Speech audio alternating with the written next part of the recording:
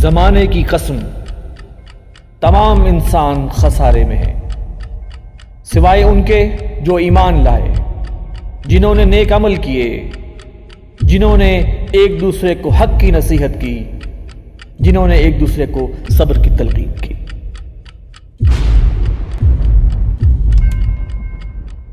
بسم اللہ الرحمن الرحیم۔ السلام علیکم ناظرین، میں ہوں وسیم احمد اور آپ دیکھ رہے ہیں تازہ ترین خبروں پر تبصروں اور تجزیوں کا پروگرام زمانہ گواہ ہے۔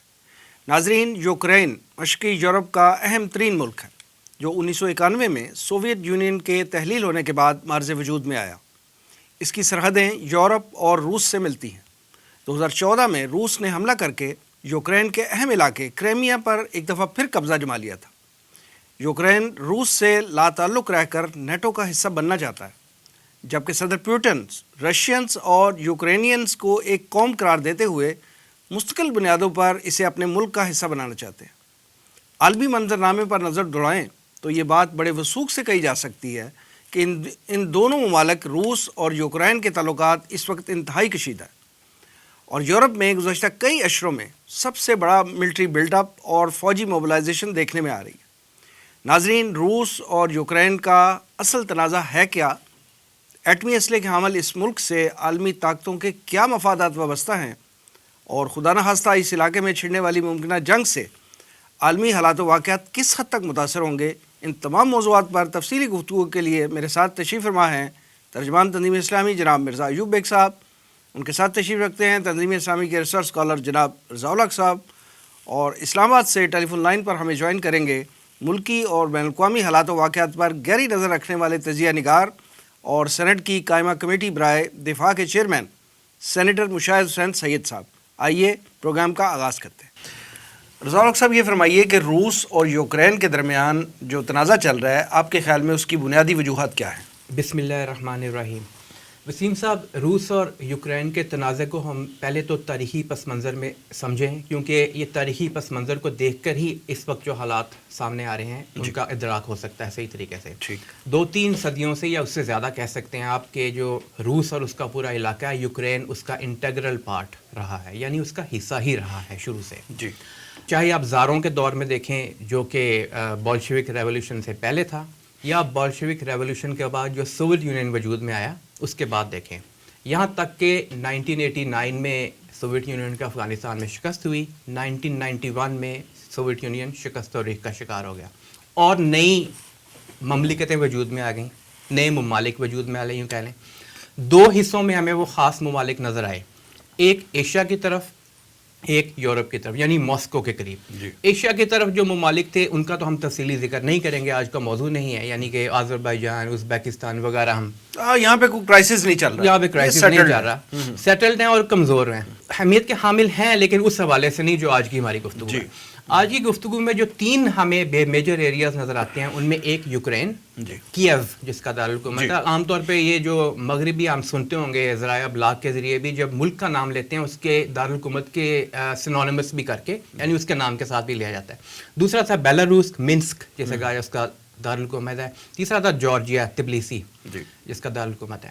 اب ان ساری چیزوں کو دیکھیں تو جب یہ سوویت یونین شکست و ریخ کا شکار ہوا، یہ چھوٹے چھوٹے ممالک بن گئے۔ چھوٹے سے مراد یہ ہے کہ سوویت یونین کے یعنی رشیا کے مقابلے میں تو چھوٹے ہی تھے نا، رشیا کے مقابلے میں تو چھوٹے ہیں، لیکن یورپ میں یہ جو یوکرین ہے رقبے کے اعتبار سے یورپ کا رشیا کے بعد دوسرا بڑا ملک ہے۔ جی، اس میں کوئی شک نہیں۔ اچھا، ہوا یہ کہ رشیا اس وقت بہت کمزور تھا، اور کمزور اس قدر تھا کہ وہ ایک دور وہ بھی تھا جب وہ چاہ رہا تھا، اس کی خواہش تھی، اور اس نے خواہش کا برملا اظہار کیا کہ مجھے نیٹو کا حصہ بنا دیا جائے۔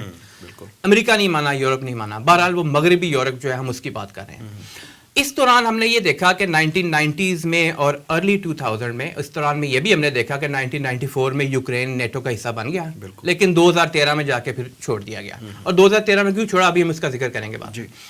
ہوا یہ کہ ارلی 2000s میں ہم دیکھتے ہیں رشیا دوبارہ نشت ثانیہ اس کی ہونی شروع ہوئی پیوٹن کے انڈر۔ پیوٹن پہلے پرائم منسٹر تھا، پھر پریزیڈنٹ بنا۔ اسی دوران میں امریکہ اور یورپ نے جتنی اپنی کوششیں کی ہوئی تھیں، اور وہ کوششیں کیا تھی، ایک تو مشرقی یورپ کے ممالک پولینڈ، رومینیا وغیرہ جو پہلے کسی دور میں سوویت یونین کے ساتھ تھے، یعنی کمیونسٹ ممالک تھے. پولینڈ کی خاص اہمیت اس لیے بھی ہے کہ ایک تو رشیا کے بہت قریب ہے، بارڈر ایریا ہے. دوسرا ساتھ یہ کہ یہ جو نیٹو کے مقابلے میں وارسو پیکٹ بنا ہوا تھا، یعنی ان ممالک میں اپنا اثر و رسوخ بڑھانے کے لیے، اور وارسو پولینڈ کا دارالحکومت ہے اصل میں، تو اس لیے اس کی اہمیت اپنی جگہ پہ تھی. اچھا، ساتھ ساتھ ہم یہ دیکھتے ہیں کہ یہ جو مغربی یلغار وہاں پہ ہوئی تو یہ سارے مغرب زدہ ہونا شروع ہو گئے، معیشت کے حوالے سے بھی، سیاست کے حوالے سے بھی، عسکریت کے حوالے سے بھی، تمام معاملات جتنے بھی ہوتے ہیں مغرب نے ان کو بہت فنڈنگ بھی دی، بہت اسلحہ بھی دیا. یوکرین بھی انہی ممالک میں سے ایک تھا. سب سے پہلے روس نے جو ایک اپنا اگریسو انٹینٹ شو کرنی شروع کی وہ 2008 میں جارجیا میں نظر آئی. اور جارجیا کے جو 2 علاقے ہیں وہ سیشیا اور اخبازیا، یہاں پہ جارجیا کے اوپر اٹیک کر کے رشیا نے تقریباً 18 دن کی یہ جنگ 2008 میں چلی، 1 اگست سے 18 اگست تک، اور ان کو سمجھ نے علیحدہ کر لیا. اس کے بعد سیز فائر ہو گیا، لیکن آج بھی جارجیا کا جو 20% علاقہ ہے وہ رشین کنٹرول میں ہے. ہوا یہ تھا کہ سن 2004 میں یوکرین کا جو صدر تھا ینکووچ، جو بعد میں صدر بنا 2010 میں، اس نے کوشش کی کہ وہ میں پرو رشین گورنمنٹ لے کے آؤں، لیکن وہ پہلے ناکام ہو گیا. رشیا کوشش کرتا رہا، دوسری طرف سے مغرب بھی کوشش کرتا رہا کہ ہمارے لوگ وہاں پہ رہیں. بہرحال 2010 میں ینکووچ وہاں پہ صدر بن گیا. 2014 میں اس نے پرو رشین پالیسیز، یعنی جسے کریملن پالیسیز کہا جاتا ہے، وہ خاص بالکل سر عام اپنانی شروع کر دی.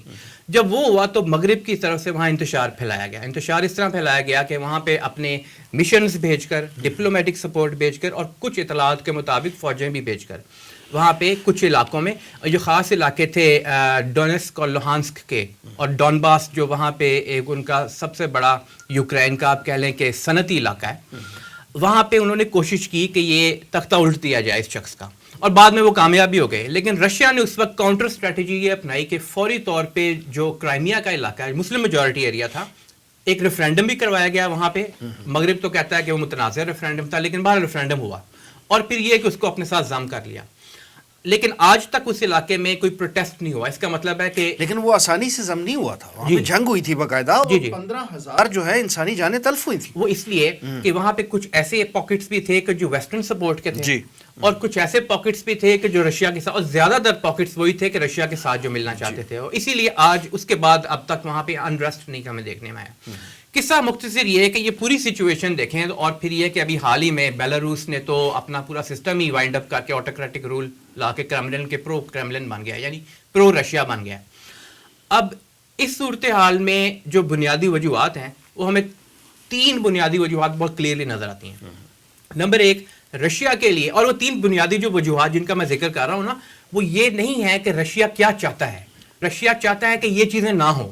رشیا ڈیفینسو پوزیشن میں ہے، to be very frank. Russia کی وہ پوزیشن نہیں ہے اس وقت دنیا میں کہ وہ اسرٹ کر سکے اپنے آپ کو، پھیلاؤ کی بات کر سکے.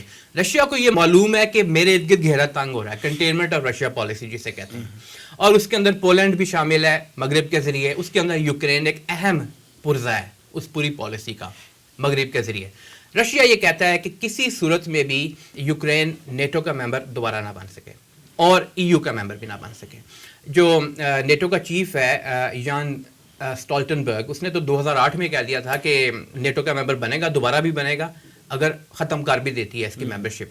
بہرحال ایک تو یہ میجر ریڈ لائن ہے جو رشیا صدر پیوٹن اور ان کے کریملن کی طرف سے بڑی کلیئرلی سامنے آتی ہے، نمبر 1. اور کیونکہ اس سے رشیا کی ایگزسٹنس، اس کی بقا اور سلامتی وہ ڈیپینڈ کرتی ہے. دوسری چیز اسی سے ملی ہوئی ہم دیکھتے ہیں کہ جب آگے بڑھ کے رشیا کو گرم پانیوں تک ایکسیس چاہیے ہوتا ہے، اور گرم پانیوں تک ایکسیس سے مراد ان کے معیشت کے حوالے سے بھی، ان کی عسکری پالیسی اور بین الاقوامی تعلقات کے حوالے سے بھی انتہائی اہمیت کے حامل ہیں. ہم دیکھتے ہیں کہ جو سیریا کے اندر جب یہ معاملہ پورا ہوا تھا، رشیا کیوں ایک دم کود پڑا تھا؟ اس لیے کہ گرم پانیوں تک رسائی کا ایک پورٹ ترتوس وہاں پہ رشیا کا موجود تھا، اس کو بچانے کے لیے. اسی طرح اگر ہم سٹارٹ کرتے ہیں یہ گرم پانیوں پہ پہنچنے کی، تو وایا افغانستان ادھر بھی کوشش کرتا رہا نا پاکستان کی طرف سے پہنچنے کی بھی. یقیناً وہ بھی اس نے کوشش کی، آپ صحیح فرما رہے ہیں، لیکن وہ کامیاب نہیں ہو سکی، اس کی کامیاب نہیں ہو سکی. لیکن وہ تو ڈائریکٹ ایکسیس اس کا موجود تھا نا. جی بالکل. اور ابھی بھی رشیا کا ایک ڈائریکٹ ایکسیس جو گرم پانیوں تک بنتا ہے وہ وہی ہے جو اس کا سیویسٹوپول سے لے کر، یعنی کہ بلیک سی سے، سی آف مرمرا سے ہو کر، اور یہ اس کا مطلب یوکرین سے گزرتا ہے راستہ، اور یوکرین کی امپورٹنس آ گئی.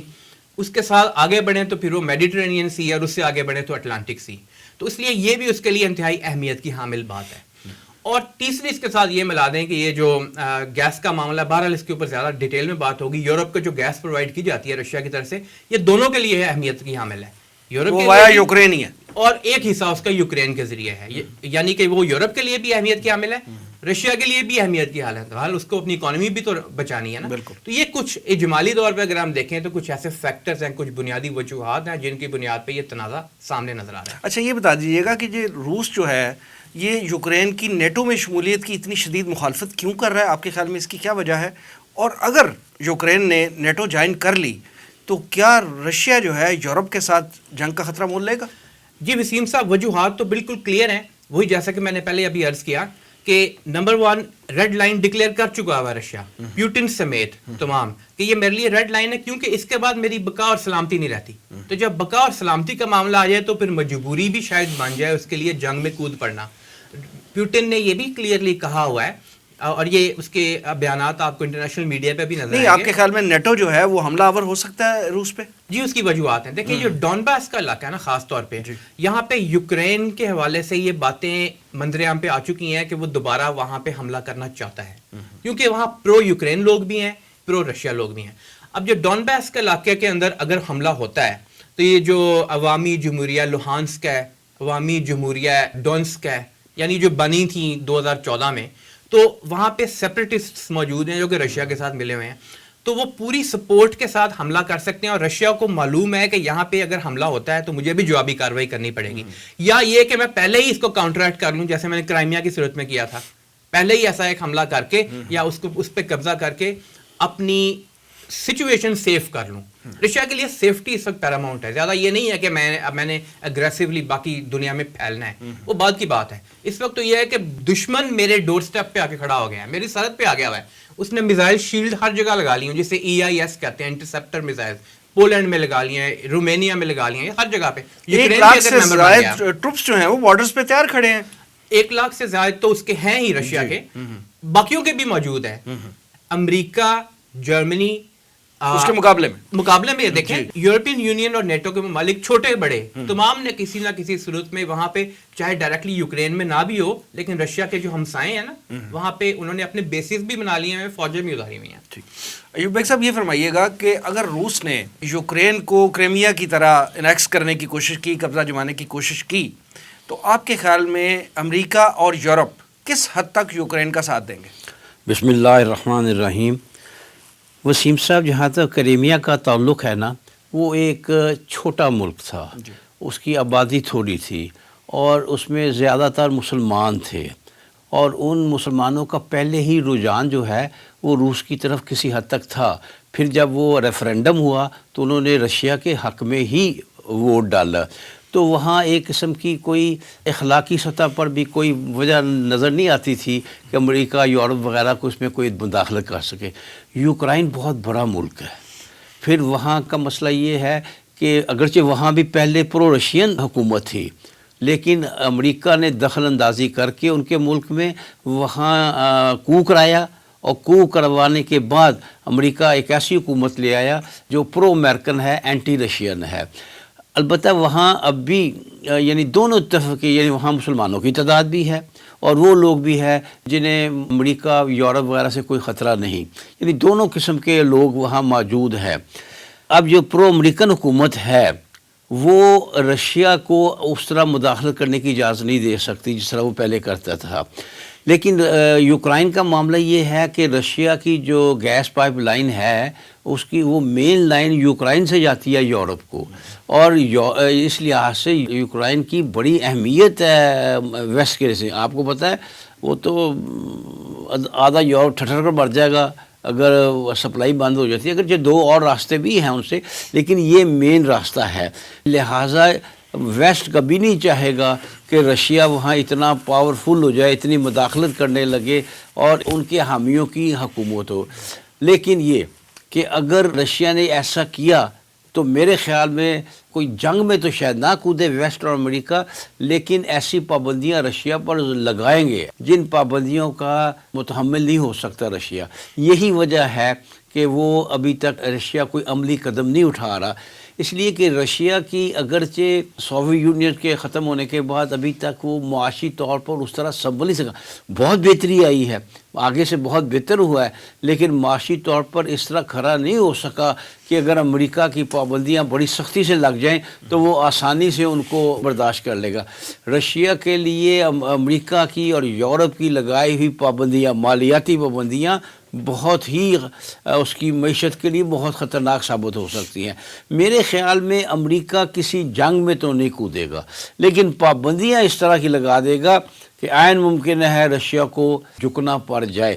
اس حوالے سے میرا نقطہ نظر یہ ہے کہ رشیا حملہ کرے گا ہی نہیں، وہ کریمیا والا معاملہ کرے گا ہی نہیں، کیونکہ وہ جانتا ہے کہ اتنی قوت ہے یورپ میں، امریکہ میں اور ویسٹ یورپ میں، کہ وہ ایسی پابندیاں لگا سکتا ہے کہ اس کی معیشت ہی اس کے لیے مسئلہ بن جائے، لہٰذا جنگ میں کودنے کا تو کوئی امکان نہیں ہے۔ اور جنگ جو ہے وہ رشیا بھی نہیں چاہتا، رشیا بھی جنگ افورڈ نہیں کر سکتا، اسے معلوم ہے کہ اس طرح کی پابندیاں لگیں گی، اور ویسٹ اور امریکہ جنگ کا وہ بھی خطرہ مول نہیں لیں گے، وہ وہی کام جو جنگ سے لیا جا سکتا ہے وہ کام وہ پابندیوں سے لگا دے گا۔ رشیا کے لیے بڑی مہنگی پڑے گی کسی قسم کی مداخلت یوکرائن میں۔ ایوب بیگ صاحب، اسلام آباد سے معروف تجزیہ نگار سینیٹر مشاہد حسین سید صاحب ہمارے ساتھ لائن پہ ہیں، آئیے اس موضوع پہ ان کی بھی رائے لیتے ہیں۔ مشاہد حسین صاحب السلام علیکم۔ السلام علیکم جی۔ جناب یہ فرمائیے گا کہ روس اور یوکرین کے درمیان تنازع کی بنیادی وجوہات کیا ہیں آپ کے خیال میں؟ میرے خیال میں ہمیں اس کے دو پہلو ہیں جس کا تعلق تاریخ سے ہے۔ ایک ہے روس اور یوکرین، ایک پہلو وہ ہے، اور دوسرا پہلو ہے روس اور امریکہ۔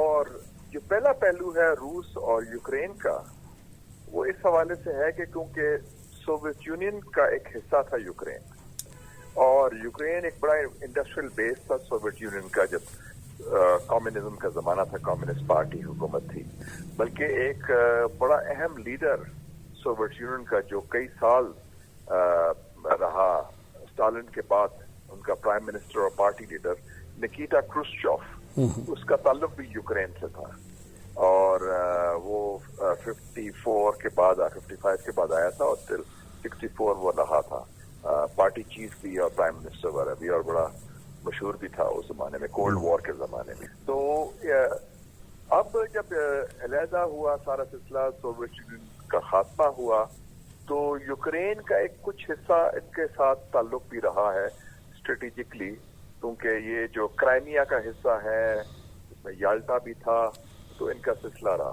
جب انہوں نے شروع کی اورنج ریولوشن اور کلر ریولوشن، جس میں ایک روسی نواز حکومت کو نکالا گیا، تو امریکہ کی پشت پناہی اس میں شامل تھی، تو روس نے یہ سمجھا کہ یہ خاصا جو ایک ان کا دائرہ اثر ہے، اسفیئر آف انفلوئنس ہے، اس میں مداخلت کی جا رہی ہے باہر سے، تو یہ تنازع بڑھتا گیا، اور ایک تو روس اور یوکرین کے درمیان، اور پھر 2014 میں یوکرین کا جو ایک حصہ تھا جسے کرائمیا کہتے ہیں، پر روس نے باقاعدہ قبضہ بھی کر لیا، اینیکس کر لیا، جیسے ہندوستان نے مقبوضہ کشمیر پر قبضہ کیا۔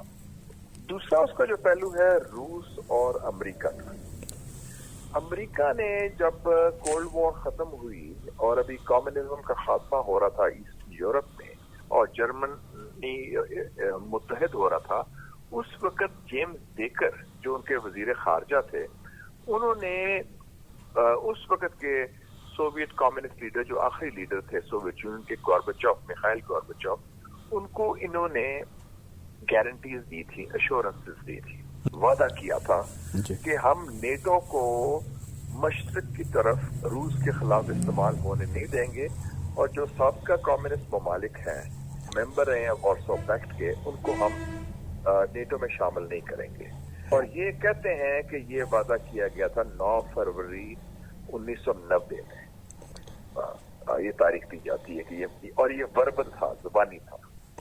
تو امریکہ کے خلاف یہ الزام ہے روس کا کہ ایک تو انہوں نے وعدہ خلافی کی، اس کے بعد نیٹو کو بڑھایا بھی، نیٹو کو استعمال کرنے کی کوشش بھی کی روس کے خلاف، اور خاص طور پہ یوکرین کو بھی اب وہ کہتے ہیں کہ ہم نیٹو کا حصہ بنائیں گے، کیونکہ ابھی تک نہیں ہوا، لیکن یہ بھی ہے. تو یہ ایک پس منظر ہے اس تنازع کا. مشاہد حسین صاحب، پیوٹن کا کہنا ہے کہ امریکہ روس کو قابو میں رکھنے کے لیے یوکرین کو ایک ٹول کے طور پر استعمال کر رہا ہے. ان کی یہ بات کس حد تک درست ہے؟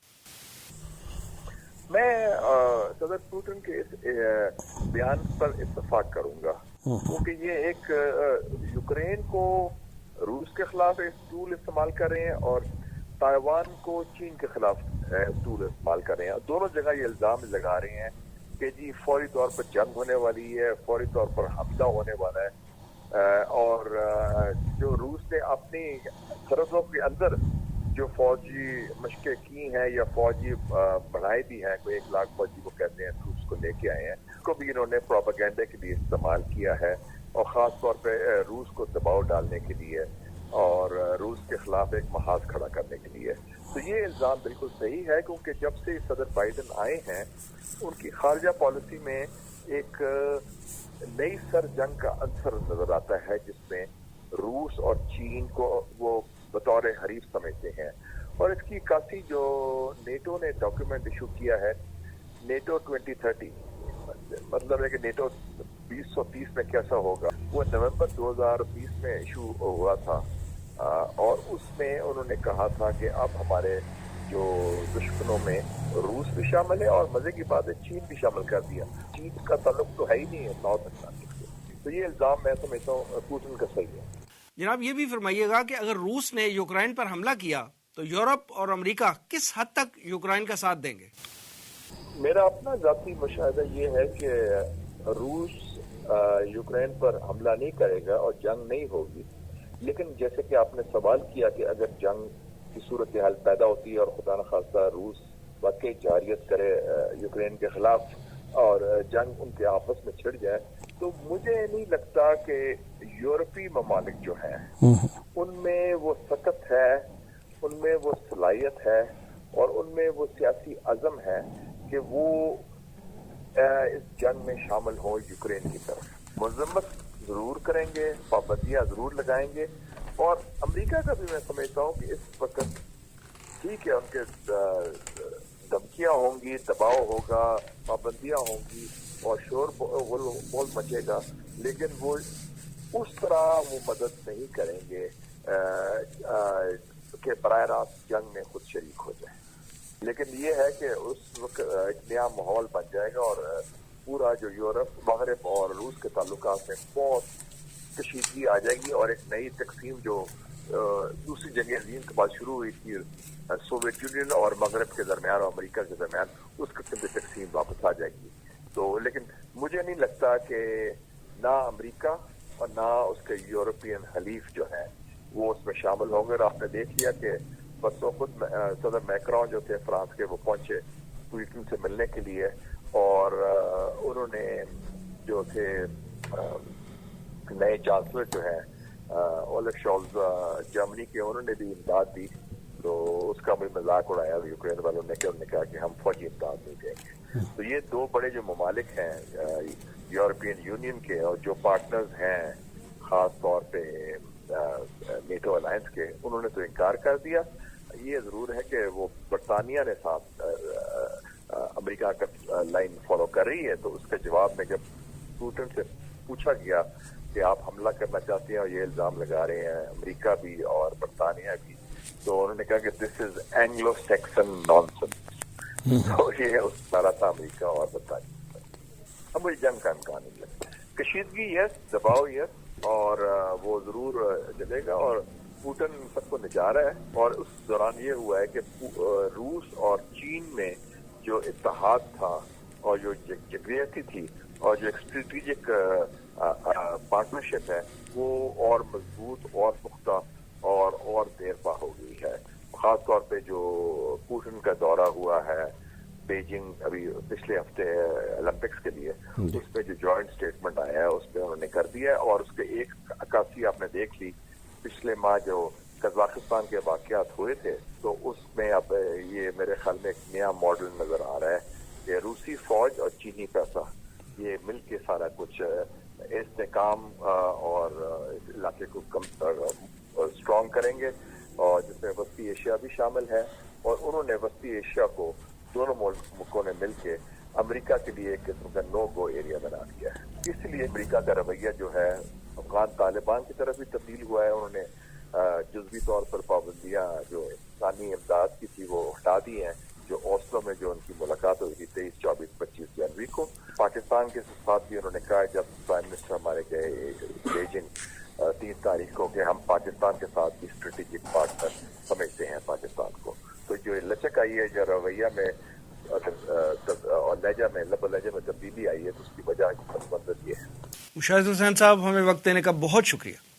رضا الحق صاحب، یہ فرمائیے کہ جنگ امریکہ نہیں چاہتا، اور امریکہ اس میں جنگ میں اگر خدا نخواستہ ہوتی بھی ہے تو اس میں کودے گا نہیں، اور اسی طرح روس بھی یہی کہہ رہا ہے کہ جنگ کے کوئی امکان نہیں ہے، ہم جنگ کرنے کے لیے نہیں جا رہے. لیکن جو گراؤنڈ ریئلٹی ہے وہ میں نے آپ سے عرض کیا کہ 1 لاکھ سے زائد جو ہے ٹروپس جو ہیں وہ پیٹرولنگ کر رہی ہیں اور وہاں پہ موجود ہیں. اسی طرح امریکہ بھی جو ہے اپنے فوجیں جو ہے وہ ڈپلائی کر رہا ہے وہاں پہ.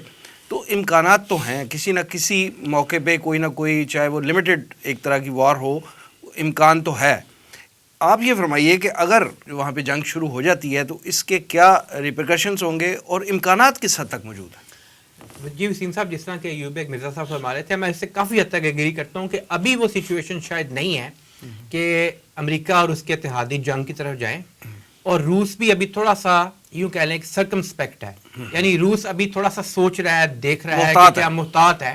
روس ابھی محتاط ہے کہ کیا مجھے جنگ میں جانا چاہیے یا نہیں. پرابلم اس وقت سامنے آئے گی جس طرح ہم نے گیس پائپ لائن کی ایوب مرزا صاحب ہمیں تفصیل بتا رہے تھے. تو یہ جو یورپ کو گیس پرووائڈ کی جاتی ہے، رشیا سے آنے والی گیس یورپ کی 1/3 گیس ہے ٹوٹل، باقی اور جگہوں سے بھی آتی ہے، لیکن بہت اہمیت کی حامل ہے. 1/3 بھی اگر یورپ کو بند ہو جائے گیس تو اس کا نہ کارخانے چلیں گے، نہ باقی بزنس چلیں گے، اور سردی میں جس طرح ایوب مرزا صاحب ہمارے ہیں وہ ٹھٹر کے مر جائیں گے وہ لوگ. دوسرا یہ کہ اس کی امریکہ نے کچھ بات تو کی ہے، بلنکن نے بھی بات کی ہے، اس سے پہلے بھی بات ہوتی رہی ہے کہ ہم متبادل دیں گے اگر یہ بند ہو گئی تو LNG کی صورت میں، لیکن یہ فوری طور پہ اتنی زیادہ تعداد میں پہنچانا ناممکن ہے. ابھی ترکی نے حال ہی میں ایک بیان دیا، بڑا عجیب سا بیان تھا کہ ترکی اور اسرائیل کو مل کے پرووائڈ کر دینی چاہیے گیس اگر یہ معاملہ یوکرین کا بڑھتا ہے. بہرحال یہ بھی ایک عجیب سی بات تھی جو ترکی کی طرف سے سامنے آئی. لیکن کہنے کا مطلب یہ ہے کہ وہ جو 3 روٹس سامنے آتے ہیں نا، اس میں ایک یوکرین والا روٹ ہے، باقی پولینڈ ہے اور بالٹک سی والا. ایک اور جو گیس پائپ لائن کی بات چل رہی ہے نا، جسے نارڈ سٹریم 2 کہتے ہیں، وہ ڈائریکٹ ہے روس سے جرمنی کی طرف. اور یہ جو نیا وہاں کا چانسلر ہے جرمنی کا، اس کے مطابق تو یہ معاملہ چلتا رہے گا، لیکن وہ تھوڑا سا اس حوالے سے یہ بھی بات کر رہے ہیں، پریشر ڈال رہے ہیں کہ ہم اکنامک سینکشنز کی بھی بات کر سکتے ہیں، معاہدے ختم بھی کر سکتے ہیں اگر روس حملہ کرے. تو یہ ساری چیزیں اگر ہم دیکھیں تو بظاہر تو یہ دکھائی دیتا ہے کہ فوری طور پہ روس حملہ کرنے کا فیصلہ شاید نہ کرے. لیکن بات پھر وہی سامنے آتی ہے، اگر روس کی سلامتی خطرے میں آتی ہے اور روس یہ سمجھتا ہے کہ میرے لیے اب اس کے علاوہ کوئی چارہ نہیں. اب یوں اندازہ کریں کہ ایک ملک ہے، پاکستان کی ایگزامپل لے لیں، اگر اس کی بارڈرز کے اوپر ہر طرف میزائلز لگا دیے جاتے ہیں اور پاکستان کے پاس بے فکر ہو کے نہیں بیٹھ سکتا نا، بے فکر ہو کے بیٹھ نہیں سکتا، کچھ نہ کچھ تو اسے کرنا پڑے گا. اور یوکرین وہی چیز ہے جس کو بار بار وہ دہرایا گیا ہے، 2008 سے اب تک دہرا رہا ہے رشیا، یہ ہمارے لیے ریڈ لائن ہے. رشیا کے لیے یہ بھی امپورٹنٹ ہے کہ وہ اگر یہ معاملہ کرنا چاہتا ہے کسی بھی صورت میں کہ یوکرین کے حوالے سے جو خطرات سامنے آتے ہیں ان کو کسی بھی کی طریقے سے نپٹا جائے، تو اس کے لیے آلٹرنیٹو ڈھونڈنے بھی ضروری ہیں. اسی لیے آپ دیکھ رہے ہوں گے کہ وہ چائنا کے ساتھ بھی تعلقات بڑھا رہا ہے، وہ کوشش کر رہا ہے کہ پاکستان کے ساتھ بھی تعلقات تھوڑے سے بڑھیں، کیونکہ بہرحال پاکستان کی ایک اسٹریٹجک اہمیت تو ہے ایک جگہ پہ. رضا الحق صاحب، بات یہ ہے کہ یہ اپنی جو گراؤنڈ ریئلٹی آپ بتا رہے ہیں یہ اپنی جگہ ہے، لیکن یورپین ممالک جو ہیں وہ بھی جنگ سے بچنے کی یا بچانے کی ان دونوں ممالک کو کوشش تو کر رہے ہیں. حال ہی میں فرانس کے صدر نے رشین پریزیڈنٹ صدر پیوٹن سے 4 گھنٹے طویل ملاقات کی ہے صرف ایک ایشو پہ. جی صرف ایک ملاقات نہیں، اس سے پہلے بھی دیکھیں آپ تو جتنے بھی مغربی ممالک ہیں ان کا کسی نہ کسی سطح پہ اسی حوالے سے ملاقاتیں ہوتی رہی ہیں. امریکن پریزیڈنٹ کے ساتھ بھی ملاقات ہوئی پیوٹن کی. بس آپ کو 2 حوالے آخر میں دینا چاہوں گا جس سے معلوم ہوتا ہے کہ مغرب کیا کر رہا ہے. ینکووچ کا جب دور تھا، پرو رشیا تھا، تو وہ رشیا کی لائن کو ٹو کرتے ہوئے رشیا کے ساتھ قربت اور باقی علاقوں کو انیکس کرنا، یہ طریقہ چل رہا تھا. جب سے یہ زیلنسکی آیا نا یوکرین کے اندر، اس وقت سے اس کی بار بار یہی چیز ہوتی ہے، یہی بار بار یہی اعلان کیا جاتا ہے کہ نمبر 1 رشیا کے اوپر زیادہ سے زیادہ سینکشنز لگائی جائیں، نمبر 2 فوجیں یہاں پہ لائی جائیں تاکہ یوکرین واپس علاقے حاصل کر سکے جو رشیا کے پاس چلے گئے ہوئے ہیں یا آزاد ہو گئے ہوئے ہیں. تو وہ اس کی اپنی زبان نہیں ہوتی اصل میں، کہلوانے والے کوئی اور ہوتے ہیں. تو یہ ساری سچویشن کے سامنے دیکھیں تو معاملات بہرحال آگے بڑھتے ہوئے اور مزید گرم ہوتے ہوئے نظر آ رہے ہیں. اس میں میں ایک اضافہ کر دوں، ایک چیز آپ ساری پالیسی میں امریکہ کی دیکھیں کہ امریکہ روس کو مشتعل کر رہا ہے، اسے اشتعال دلا رہا ہے کہ تم حملہ کرو، اور رشیا جو ہے امریکہ کی اس پالیسی کو سمجھ رہا ہے، اور اس نے واضح طور پر پیوٹن نے کہہ دیا ہے کہ امریکہ ہمیں جنگ میں انوالو کرنا چاہتا ہے. امریکہ کی یہی پالیسی چائنا کے بارے میں بھی رہی ہے کہ چائنا کی ترقی کو روکنے کا ایک طریقہ ہے کہ کسی طرح اس کو جنگ میں انوالو کیا جائے. یہی پالیسی یہاں امریکہ استعمال کر رہا ہے کہ رشیا اگر یہاں جنگ میں انوالو ہو جائے. دیکھیے میں یہاں ایک بات اور واضح کر دوں، چائنا بہت ترقی کر رہا ہے اقتصادی طور پر، اور اب تو معلوم ہے کہ عسکری طور پر بھی بہت آگے بڑھ چکا ہے. چائنا سے امریکہ کو اپنی سلامتی کا اس درجے خطرہ نہیں ہے، چائنا بہت دور ہے امریکہ سے، لیکن اگر روس یوں ہی ترقی کرتا گیا معاشی بھی اور عسکری بھی، اور امریکہ نے اس کے راستے میں کوئی رکاوٹ کھڑی نہ کی، تو روس کی ترقی امریکہ کے لیے بہت خطرناک ثابت ہوگی. وہ اس کی ترقی کو کبھی برداشت نہیں کرے گا عسکری اور دیکھ صاحب، امریکہ کو ایک فائدہ اتنی دور بیٹھ کے یہ ہو سکتا ہے نا کہ اگر یوکرین کی جنگ چھڑتی ہے تو اسلحہ تو امریکہ کا ہی بکے گا نا. ہاں یہ بات بھی ہے، لیکن اصل میں معاملہ ہوتا ہے جغرافیائی پوزیشن کا. دیکھیے یہ سوویت یونین سے یہ الگ ہوئے نا، کازخستان بھی اور ازبکستان بھی، لیکن امریکہ یورپ کو بھی اس کی پرواہ نہیں کریں گے کہ یہاں کون آتا ہے اور کون جاتا ہے. کیوں؟ وہ یورپ کے قریب نہیں ہے، اور یہاں کچھ ہوگا تو وہ یورپ پر اثر انداز نہیں ہو سکیں گے. لیکن یوکرین جو ہے وہ یورپ کے قریب ہے، وہ یورپ اور رشیا کے بالکل ساتھ ساتھ ہے. لہٰذا یہاں اگر کچھ ہوتا ہے اور یہاں اگر رشیا اپنی طاقت پکڑ لیتا ہے اور اپنی انسٹالیشن یہاں کر لیتا ہے ہر قسم کے میزائلز وغیرہ کی، تو یورپ کے لیے بڑا خطرہ بن جاتا ہے. لہٰذا یہ معاملہ وقتی طور پر تو جنگ ٹل سکتی ہے، لیکن جو حالات ہیں اگر معاملہ اسی طرح چلتے رہا، اگر رشیا کو دیوار سے لگا دیا گیا تو رشیا کے پاس کوئی حل نہیں رہے گا سوائے اس کے کہ وہ جنگ میں کودے. یا امریکہ کے لیے اس طرح بڑا مسئلہ کر جائے، ایک دفعہ پھر فرض کیجیے یوکرائن میں حکومت آ جاتی ہے پرو رشین، تو ان کے لیے یہ ایک بات قابل برداشت نہیں رہے گی اگر وہ اس طرح کی انسٹالیشن روس وہاں کر لیتا ہے. تو یہ خطرہ موجود ہے. ایوب بیگ صاحب یہ فرمائیے کہ روس اور یوکرین کی یہ جو جنگ ہے خدا نخواستہ اگر یہ ہو جاتی ہے تو عالمی اقتصادی معاملات کس حد تک متاثر ہوں گے، اور کیا یہ جنگ کسی بڑی عالمی جنگ کا پیش خیمہ ثابت ہو سکتی ہے؟ وسیم صاحب جہاں تک تعلق ہے نا اقتصادی معاملات کا متاثر ہونا، ان کا پارشل ذکر تو ابھی آ گیا ہے نا کہ جو گیس پائپ لائن جاری ہے وہ ڈسٹرب ہوگی. وہ تو کسی بھی دنیا میں اب اس وقت کوئی دو ممالک کی جنگ بھی ہو جائے نا، چاہے وہ چھوٹے بھی ہوں، تو اقتصادیات تو متاثر ہوگی. اقتصادیات تو ابھی کووڈ سے کم متاثر ہوئی ہے. یہ تو آل اوور دی ورلڈ ایک فینومینن تھا. وہ دیکھیے 67 میں جنگ ہوئی تھی عرب اسرائیل، پیٹرول کا کیا اشر ہوا تھا. 74 میں پھر جنگ ہوئی، پھر پیٹرول مہنگا ہوا، بہت مہنگا ہوا، اور دنیا کی تمام اقتصادی صورتحال پر وہ چیزیں اثر انداز ہوئی. وجہ یہ بھی ہے نا کہ پیٹرول تو بنیادی ایسی شے بن چکی، خاص طور اس وقت تو بہت تھا، اب شاید اس کی وہ حیثیت نہیں رہی جو 67 میں اور 74 میں تھی. لیکن بہرحال اب بھی حیثیت ہے اس کی کہ وہ اگر پیٹرول کا معاملہ جو ہے اگر مہنگا ہو جائے تو ساری دنیا کی اقتصادیات جو ہے اس پر اثر ہوتا ہے. لہذا دنیا کی اقتصادیات پر تو اثر آئے گا، ایک کونے سے لے کر آخری کونے تک آئے گا دنیا کے. البتہ جہاں تک یہ کسی عالمی جنگ کا پیش خیمہ کی بات ہے، یہ بات آپ کہہ سکتے ہیں کہ جو بات میں کہہ رہا ہوں وہ قبل از وقت ہے، لیکن بہت سی چیزیں دور سے نظر آتی ہیں. اگر روس جو حملہ کر دیتا ہے یوکرائن پہ تو کوئی ایسی صورت نہیں ہے کہ مغرب اور امریکہ پابندیاں نہ لگائیں. اگر وہ جنگ میں نہیں کودتے تب بھی وہ پابندیاں نہ لگائیں، یہ ممکن نہیں ہے. وہ پابندیاں لگائیں گے. رشیا بری طرح متاثر ہوگا، اور رشیا اور چین کا گزشتہ چند سال میں ایسا تعلق بن گیا ہے اور ان کی دوستی اور اس کے تعلق میں ایسا اضافہ ہوا ہے کہ یہ ممکن نہیں کہ چین پھر رشیا کو سپورٹ کرنے کے لیے آگے نہ بڑھے. اور اب اس لیے کہ اگر رشیا اس وقت وہ امریکہ کے ہاتھوں اگر پسپائی اختیار کرتا ہے، پیچھے جاتا ہے، تو یہ چائنا بری طرح ہٹ ہوگا. لہٰذا چائنا کو آگے آنا پڑے گا. اور چائنا کس طرح آگے آ سکتا ہے؟ یہ آپ کہہ سکتے ہیں بڑی دور کی کوڑی ہے، لیکن اس کے امکانات ہیں کہ پھر صورتحال کیا بنتی ہے۔ چائنا کے لیے بہترین موقع ہوگا کہ وہ تائیوان کے حوالے سے آگے بڑھے، وہ تائیوان پہ حملہ کر دے، ون چائنا کو وہ ایک دنیا کی حقیقت بنا دے۔ آپ کو معلوم ہے نا کہ ون چائنا کے لیے جس طرح ہمارا پاکستان اور کشمیر کا معاملہ ہے انڈیا کے ساتھ، اس سے کہیں آگے بڑھ کر ہے یہ تائیوان اور چائنا کا معاملہ۔ چائنا کسی قیمت پہ برداشت کرنے کے لیے تیار نہیں ہے کہ کسی اور کو بھی چین کہا جائے۔ وہ ابھی تک خاموش اس لیے ہے کہ وہ ہماری طرح کا معاملہ نہیں ہے کہ ادھوری سی تیاری کی اور کشمیر میں حملہ کر دو اور بعد میں پسپائی اختیار کر لو۔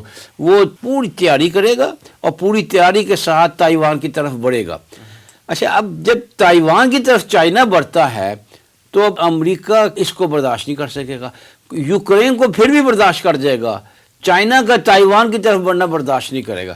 اچھا، یہ چائنا کیوں کرے گا؟ یہ چائنا اس لیے کرے گا کہ اسے امریکہ کی توجہ کو ہٹانا ہے یوکرین سے، اس لیے کرے گا چائنا۔ یہ ایک اندازے ہیں نا، یہ ایک اسپیکولیشن ہے نا کہ ایسا ہوگا اور ایسا ہوتا نظر آتا ہے۔ اس میں کوئی ایسی انہونی بات نہیں ہے کہ وہ امریکہ کی توجہ بٹانا چاہے گا یوکرین سے اور اس کو لائے گا تائیوان کی طرف۔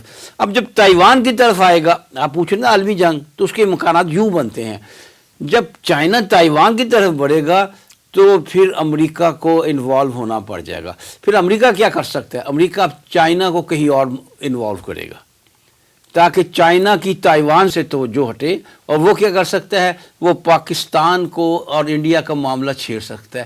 یوں یہ ایک عالمی جنگ بن سکتی ہے۔ دیکھ صاحب، جس طرح کا تجزیہ آپ پیش کر رہے ہیں اس سے تو بالکل لگتا ہے عالمی جنگ دروازے پہ کھڑی ہے۔ دروازے پر نہیں کھڑی، ذرا تھوڑی سی دور ہے۔ لیکن میں ایک بات آپ کو حتمی بات کہنے والا ہوں، وہ یہ کہ کسی عالمی جنگ کو آپ اگلے چند سالوں میں ناممکن نہ سمجھیے، بلکہ اس کے پورے امکانات سمجھیے کہ عالمی جنگ اب ہوا چاہتی ہے۔ اس کے بغیر دنیا چل نہیں سکتی۔ دنیا جس طرح تصادم میں آگے بڑھتی چلی جا رہی ہے، وہ تصادم اگر نظر نہ آیا بالفعل تو سب کے لیے باعث شکست ہوگا، سب کے لیے ہوگا۔ اور خاص طور پر آپ دیکھیں، اسرائیل جو ہے، جو ہر معاملے میں خاموش تماشائی بنا رہتا ہے، وہ واحد ملک ہے جس سے دنیا میں جنگ کی بڑی ضرورت ہے، جنگ اس کی بڑی ضرورت ہے۔ دیکھیے، امریکہ ہے نا، وہ اپنی جگہ پر بیٹھا ہوا ہے، انڈیا اپنی جگہ پر بیٹھا ہوا ہے، چائنا کو صرف تائیوان کا مسئلہ ہے۔ اسرائیل نے آگے بڑھنا ہے۔ کس طرح بنے گا ایکسٹینڈڈ اسرائیل؟ کس طرح بڑھے گا؟ بیٹھے بیٹھے بن جائے گا؟ کیا اسرائیل اگر اپنی جگہ پر بیٹھا رہے، بالکل موو نہ کرے، آگے نہ بڑھے، تو کیا آگے بڑھ کر لوگ اس کو فلسطین کے علاقے دے دیں گے؟ اسرائیل آگے بڑھے گا تو اس کو کچھ ملے گا، اور اسرائیل کو آگے بڑھنے کے لیے ضروری ہے اس کے لیے کہ کوئی دنیا میں جنگ چھڑے، اور اس جنگ کی آڑ میں اسرائیل آگے بڑھے۔ اب تو وہ عرب کے علاقوں کے بارے میں یہی اس کی نگاہ ہے نا، وہ عرب کے وہ علاقے جو اس کی ضرورت ہے ان کو حاصل کرے، اور اس طرح یہ عالمی جنگ بن سکتی ہے۔ اور میں پھر آپ کو یہ کہہ رہا ہوں کہ وہ آپ نے کہا دروازے پر کھڑی، دروازے پر نہیں کھڑی، لیکن سین تک آ گئی ہے۔ ایوب بیگ صاحب جیسے فرما رہے ہیں کہ اسرائیل کو ایک بڑی جنگ کی ضرورت ہے، اور جب تک وہ جنگ نہ چھڑی، اسرائیل کا جو گریٹر اسرائیل کا پلان ہے وہ امپلیمنٹ نہیں ہو سکے گا۔ اور بھی کئی تجزیہ نگاروں کا خیال ہے کہ دنیا کی سیاست کا مرکز و محور مستقبل میں اسرائیل بننے جا رہا ہے، لیکن جو گیون سرکمسٹانسز ہیں اس میں اسرائیل یہ کہہ رہا ہے کہ ہم یوکرین اور روس کے اس تنازع میں غیر جانبدار رہیں گے۔ آپ کے خیال میں یہ جو ساری صورتحال ڈیولپ ہو رہی ہے، اسرائیل اس میں کس طرح بینیفیشری ثابت ہو سکتا ہے؟ کیا آپ اسرائیل سے اتفاق کرتے ہیں کہ اسرائیل واقعی بینیفیشری ہے اور بن سکتا ہے؟ جی وسیم صاحب، جیسا کہ ایوب بیگ صاحب فرما رہے تھے، اسرائیل اس وقت اس سچویشن میں یا اس پوزیشن میں ہے، اس کا جو محل وقوع دیکھیں، اس کے جو تعلقات ہیں باقی ممالک کے ساتھ وہ دیکھیں، اس کے جو عزائم ہیں وہ دیکھیں، جو اس کی ریشہ دوانی ہے، ریشہ دوانیاں بھی اور عزائم بھی، اور جو کھلے عام چاہے ان کے پارلیمنٹیرین ہوں، چاہے ان کے عہدیداران ہوں، چاہے ان کی عوام ہو، اور ان کی عوام مسلح عوام ہے۔ اس وقت بھی دنیا میں مسلح عوام اگر کوئی ہے تو وہ اسرائیل کی ہے، مکمل طور پہ مسلح۔ آپ ان کی کبھی تل اویو یا دوسرے علاقوں کی شہروں کی تصاویر دیکھیں، اسلحہ لے کے پھر رہے ہوتے ہیں، سیٹلرز خاص طور پہ یہ جو ناجائز آباد کار آئے ہوئے ہیں، اور یہ نکالتے جا رہے ہیں فلسطینیوں کو ان کے گھروں سے، ان کی عدالتی نظام ان کو سپورٹ کر رہا ہے۔ جو اسرائیل کے ڈائسپورا پوری دنیا میں موجود ہے، ان کا پوری دنیا کے طاقت کے جتنے محور اور مرکز ہو سکتے ہیں ان پر کنٹرول مکمل طور پہ ہو چکا ہوا ہے. اسرائیل کے وزیر خارجہ یائر لاپڈ اس نے بڑا ایک انٹرسٹنگ بیان دیا ہے کہ یوکرین اور روس کے معاملے میں ہم غیر جانبدار رہیں گے. اچھا, یہ غیر جانبدار رہنے کے حوالے سے پھر یوکرین کے جو فارن افیئرس کے منسٹر ہے اس نے اس بات کو اچھا نہیں سمجھا. اس نے کہا کہ اسرائیل کو یوکرین کی سپورٹ کرنی چاہیے کیونکہ یوکرین میں یہودی موجود ہیں. اب عام طور پہ یہی کارڈ استعمال کیا جاتا ہے دنیا بھر میں. اسرائیل کیوں نہیں سپورٹ کرے گا یا روس کی یا یوکرین کی؟ اب دیکھیے, جتنے بھی طاقت کے مراکز ہیں یا جتنے بھی ممالک جن کا کسی نہ کسی طریقے سے تنازع چل رہا ہے, چاہے وہ امریکہ ہو, چاہے وہ مشرقی یورپ میں ہو یا مغربی یورپ میں ہو, یعنی برطانیہ ہو, فرانس ہو, جرمنی ہو, کوئی بھی ان میں سے ہو, پولینڈ ہو, رومینیا ہو, یوکرین ہو, روس ہو, چین ہو, بھارت ہو, ایون اب تو مشرق وسطیٰ کے بعض عرب ممالک, ان سب کے ساتھ اسرائیل کا کوئی تنازع نہیں رہ گیا ہوا کسی قسم کا بھی, اور سب اسرائیل کو سپورٹ کر رہے ہوتے ہیں. سپورٹ مینز کہ کوئی بھی اسرائیل کے خلاف اقدام کی بات نہیں کرتا, کم از کم بات کرتا ہے, نہ ہمت کر سکتا ہے کیونکہ بڑی اس کا قوت بن کنٹرول گیا ہے. ہوا ہے, کیونکہ امریکہ کی پوری طرح بیکنگ اس کو حاصل ہے. صرف یہی نہیں, اسرائیل خود بھی یعنی کہ انڈیجنسلی جسے کہا جاتا ہے, اسرائیل کی جو ویپن انڈسٹری ہے دنیا کی بڑی ترین ویپن انڈسٹریز میں سے ہے, چاہے وہ روایتی ہتھیار ہوں یا جدید قسم کے ہتھیار ہوں.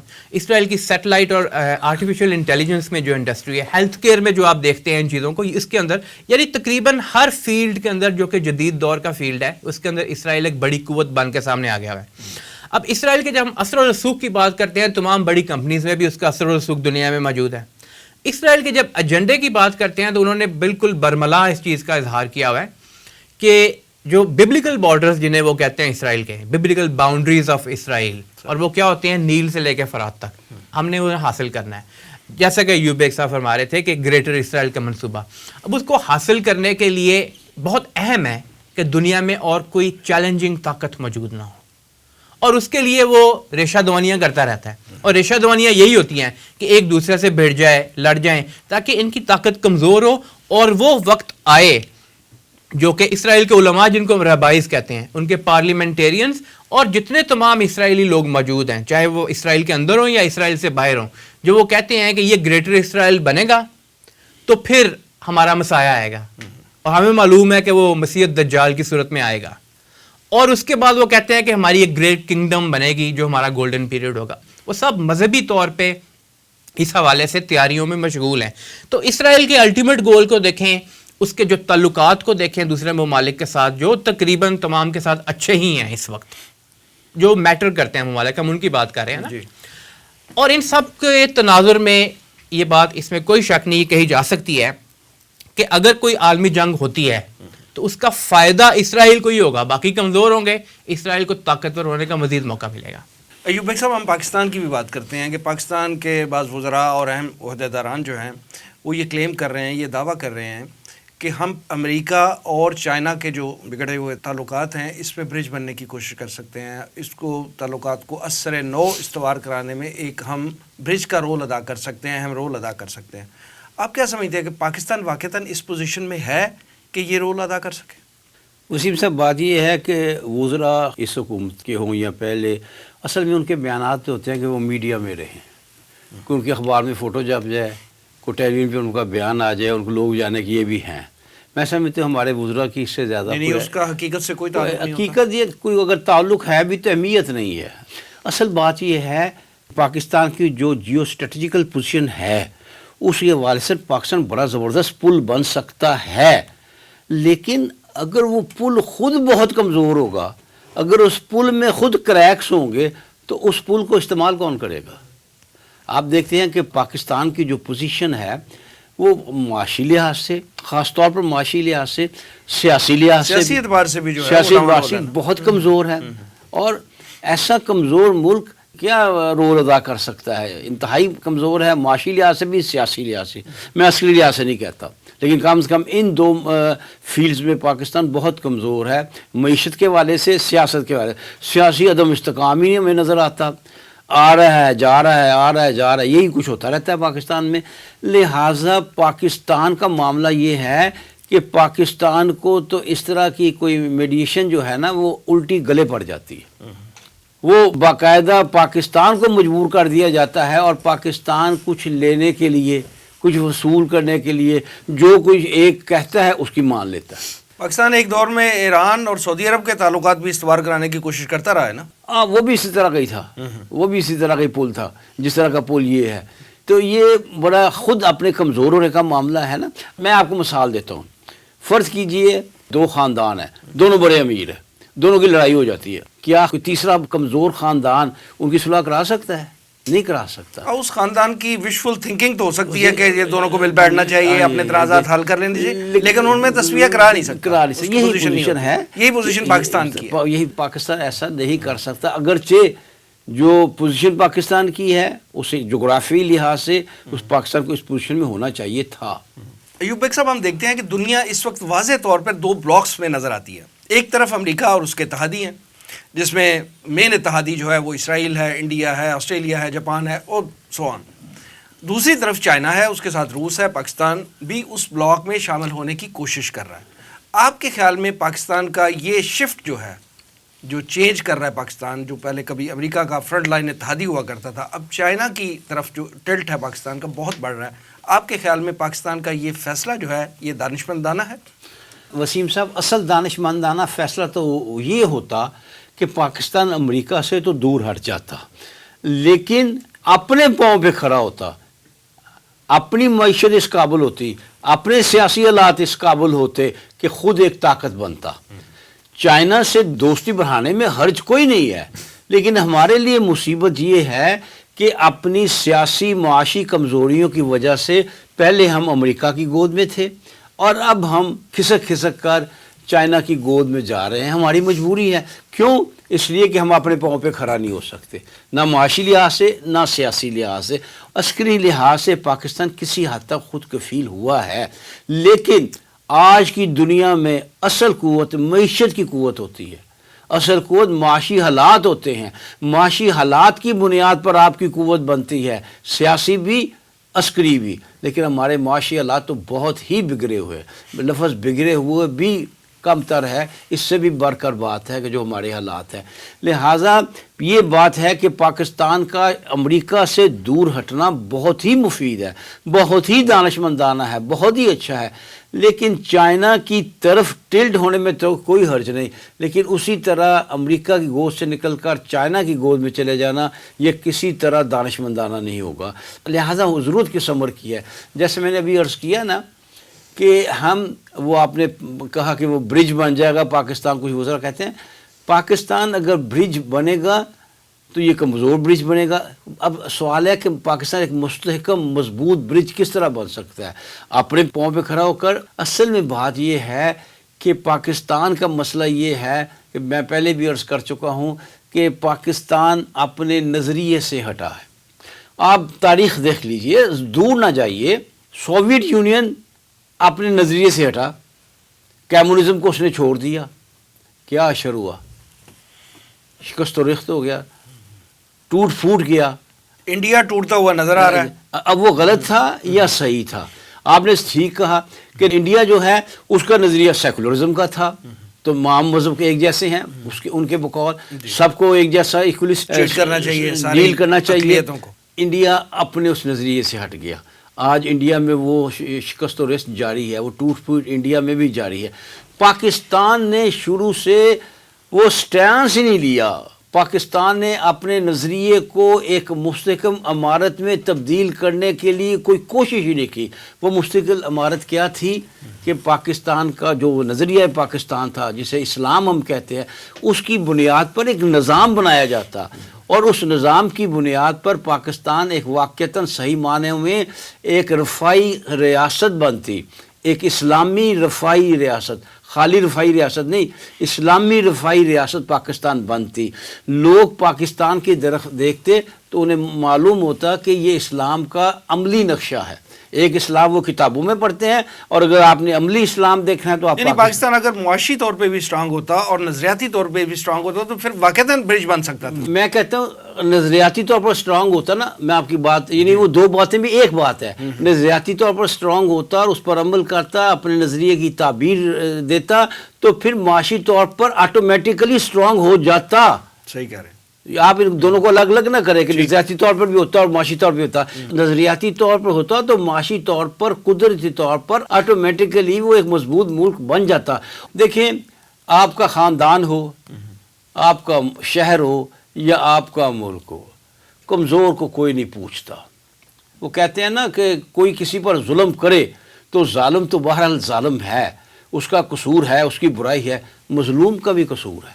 مظلوم کا یہ قصور ہے کہ وہ کیوں اتنا کمزور تھا کہ اگلے کو دوسری پارٹی کو موقع ملا کہ اس پر ظلم کرے.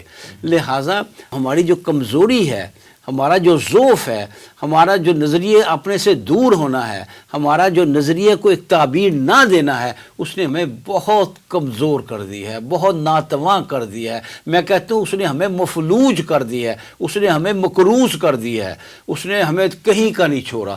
لہٰذا واپسی کی ضرورت ہے. اگر پاکستان ایک مضبوط ریاست بنے گا، اور مضبوط ریاست صرف تب ہی بن سکتا ہے اگر یہ اسلامی فلاحی ریاست کی صورت اختیار کرے. ٹھیک ہے. ایوب بیگ صاحب اور جناب رضا الحق صاحب پروگرام میں تشریف آنے کا بہت شکریہ. ناظرین یہ تھا آج کا پروگرام. آج کے لیے اتنا ہی. ہمارے سوشل میڈیا پیجز پر اس پروگرام کا فیڈ بیک ضرور دیجیے گا. ہمارا ایڈریس ہے media@tanzeem.org. اگلے پروگرام تک کے لیے وسیم احمد کو اجازت دیجیے. اللہ نے کے بعد.